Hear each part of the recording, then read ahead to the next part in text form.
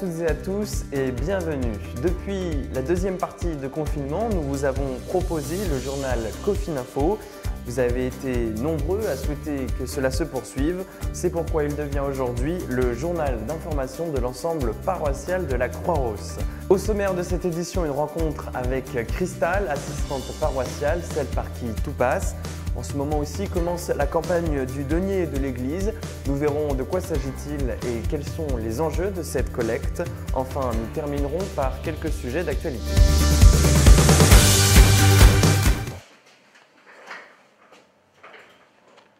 Je suis en compagnie de Christale Beauvarlet, assistante paroissiale. Bonjour Christale. Bonjour Victor. Alors, en quoi consiste cette mission et qu'est-ce qui vous plaît dans ce travail? Alors, ma mission principale, c'est de la coordination de différents acteurs de la paroisse, de l'organisation, du secrétariat, du suivi de dossiers pour des baptêmes par exemple. Ce qui me plaît beaucoup, c'est que ce travail est très varié, change tout le temps, tout au long de l'année, il y a des saisons. Ce qui me plaît beaucoup, c'est de rencontrer aussi, d'avoir différents interlocuteurs tout le temps. C'est socialement très intéressant. Mais alors finalement, vous êtes la personne qui rencontre tout le monde sur l'ensemble paroissial. Effectivement, je centralise un petit peu toutes les demandes qui arrivent. Je suis le premier contact pour des fiancés qui souhaitent se marier, pour des baptêmes, des familles qui demandent le baptême pour leurs enfants, pour des réservations de salles, pour des familles qui souhaitent rencontrer le Père Laurent. Brutalement, vous avez dû quitter votre poste à cause du confinement. Est-ce que vous pourriez nous exprimer une joie et une difficulté de cette période? Alors, ce confinement, je l'ai vécu comme une vraie pause et pas comme une parenthèse. Avec ma famille, on en a profité pour faire des choses qu'on n'aurait jamais pris le temps de faire d'habitude. Donc, j'ai beaucoup apprécié. Ce qui m'a pesé pendant le confinement, c'était de rationner le temps de sortie des enfants. On sortait très tôt le matin, 1 heure, mais c'était insuffisant pour eux et pour moi. Cela fait maintenant 1 mois que vous êtes revenu ici. Quel regard jetez-vous sur le redémarrage paroissial? J'étais très contente de revenir travailler le 11 mai.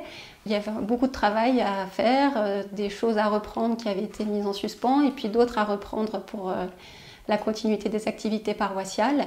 Retrouver les paroissiens par mail ou par téléphone et même, ça y est, visuellement, on commence à se revoir, c'est très agréable. Comment le déconfinement apporte un travail différent dans votre mission? Eh bien, il faut remettre en route les choses, les différents groupes, reprendre contact avec les fiancés, s'ils se marient, s'ils ne se marient pas, relancer des activités et réfléchir peut-être autrement à ce qu'on pourrait proposer par la suite. Est-ce que vous auriez, pour finir, une parole d'espérance? Alors moi, mon grand espoir, ça serait que cette pause, ce confinement qui a été vécu à travers le monde, serve de déclic pour remettre au cœur des priorités le respect de l'homme et de son environnement. Après, pour la paroisse, j'espère que ça va donner un souffle important, une envie de se retrouver, de créer des nouvelles choses ensemble, un nouveau dynamisme. Merci beaucoup de nous avoir accordé ces quelques minutes et bonne continuation dans votre mission.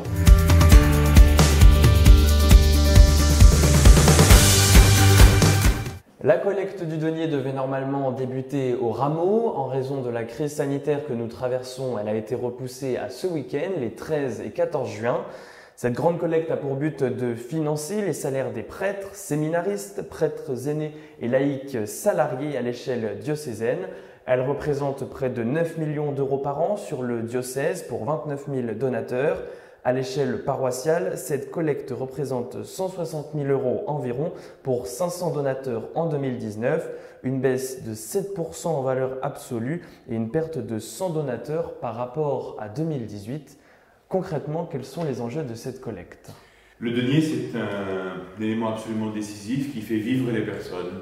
Il faut savoir qu'aucun d'entre nous, prêtres ou laïcs, ne recevons d'argent venant de collectivités, de l'État, de la puissance publique ou que sais-je. L'Église ne vit que des dons.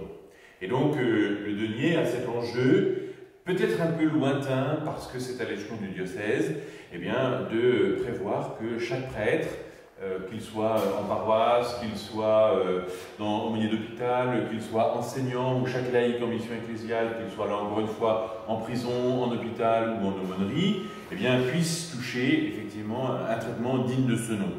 Alors pour nous les prêtres, le traitement est très faible puisqu'il avoisine les 750 € par mois.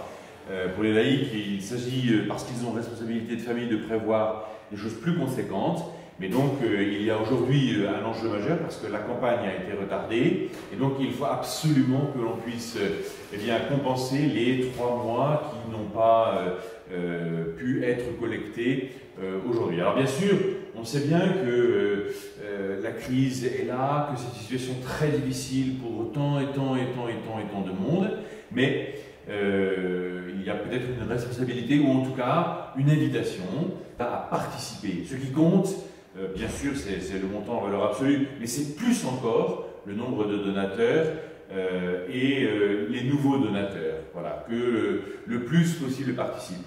Le chiffre de 500 donateurs pour notre ensemble paroissial, c'est peut-être le tiers de ceux qui participent. Alors finalement, il y a le denier, il y a également la quête au cours des messes. Pourquoi y a-t-il plusieurs types de dons? Oui, il y a plusieurs types de dons parce que, et c'est une bonne chose, la loi nous impose que chaque don est un objet particulier. C'est-à-dire, tel don est fait pour telle chose particulière. Typiquement, le denier de l'Église, c'est fait pour le salaire des laïcs et le traitement des prêtres. Et le casuel, c'est l'offrande des familles. Les quêtes, c'est le fonctionnement de la paroisse. Les offrandes de messe, c'est encore autre chose. Vous parlez de différents types de dons. Est-ce que vous pouvez nous les expliquer? C'est quoi les différences entre eux? Voilà. Alors, par exemple, le premier, c'est l'offrande de messe. Chaque prêtre célèbre la messe en principe tous les jours. Et pour cela, nous recevons, nous prêtres, une vingtaine d'intentions. Qu'est-ce que c'est qu'une offrande de messe? C'est une messe qui est célébrée pour une intention particulière. Cela peut être un défunt, cela peut être pour une intention particulière, pour une action de grâce, pour prier pour un malade, ou que sais-je. Voilà. Mais c'est bien ciblé, une offrande de messe, une intention de messe, pour laquelle nous offrons dans notre prière, eh bien, la prière de toute la paroisse. Il y a ensuite, et c'est ce qui est le plus connu bien sûr, ce sont les quêtes. Et les quêtes, c'est le plus gros des recettes, mais qui ne peuvent être utilisées que pour la paroisse.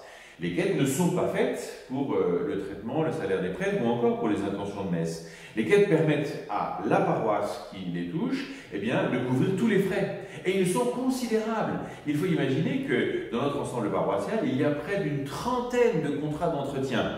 Alors qui nous assurent certes que le matériel que nous pouvons utiliser, l'ascenseur, la photocopieuse, la maintenance électrique, la maintenance des chaudières, etc., il y en a quantité, eh bien, tous ces contrats-là, il nous faut bien les financer. Ce sont des dépenses qui ne génèrent aucun revenu, mais elles sont indispensables parce qu'elles nous prémunissent contre des difficultés. Mais il y a aussi les frais de gaz, d'électricité, les fournitures en tout genre, et puis, dans une moindre mesure, eh bien, les salaires, mais alors des personnes qui sont embauchées par la paroisse, c'est-à-dire par grand monde en vérité, hein, notre assistante paroissiale, les personnes qui font le ménage et les organistes. Et enfin, il y a le casuel. Alors le casuel, c'est un petit peu plus spécifique, c'est l'offrande faite par une famille à l'occasion d'un baptême, d'un mariage, d'une première communion, d'une confirmation, ou donc d'une célébration de funérailles.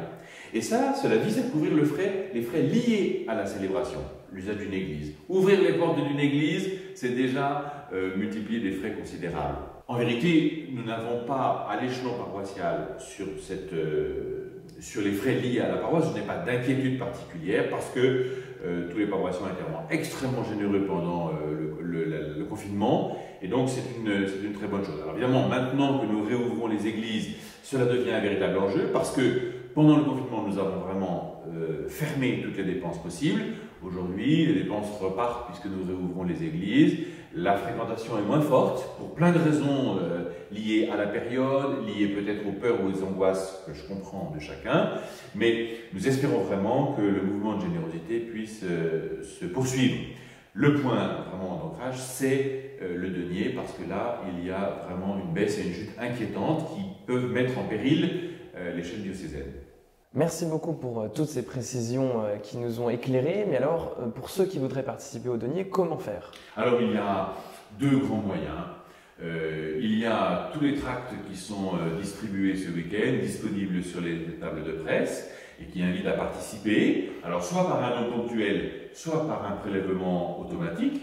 Et puis il y a bien sûr, puisque nous avons ça maintenant, les moyens virtuels par le site internet et en particulier le site Donnons au denier, peut-être il s'affiche, et qui permet à chacun de participer par un prélèvement automatique ou par un don ponctuel avec une carte bleue, les choses classiques. Merci beaucoup et à très bientôt. Merci surtout à tous les donateurs, à tous les nouveaux donateurs qui vont nous rejoindre dans cette grande collecte du denier de l'Église.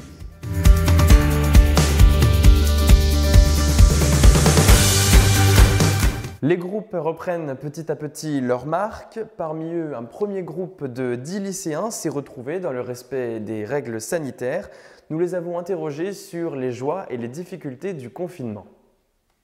Comme joie, je dirais d'avoir du temps pour soi et de pouvoir faire du sport, prendre soin de soi et de ses proches.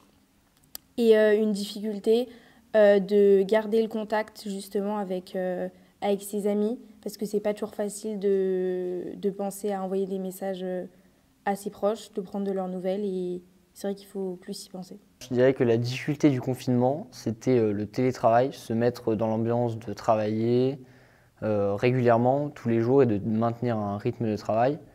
Et les joies du confinement, c'était finalement de se retrouver ensemble, en famille, de pouvoir se rassembler et passer des moments ensemble où normalement on n'a pas forcément le temps et l'occasion de faire ça. J'ai pris du temps pour découvrir mon quartier parce que normalement j'ai pas beaucoup de temps, je ne peux toujours pas les mêmes chemins pour me rendre au lycée, pour me rendre aux épiceries, etc.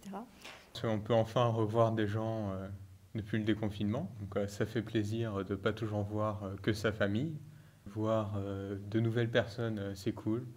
Puis en plus on peut partager un petit repas, on parle tranquille, c'est bien.